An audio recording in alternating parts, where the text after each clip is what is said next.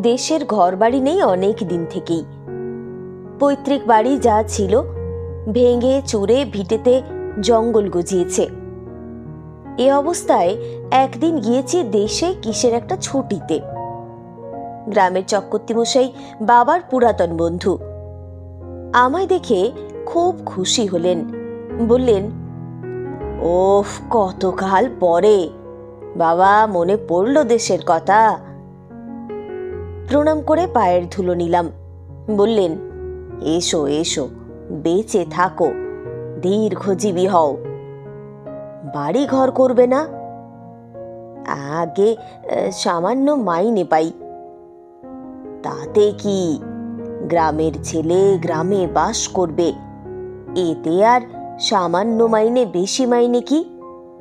আমি খড় বাঁশ দিচ্ছি, চালা ঘর তুলে ফেলো,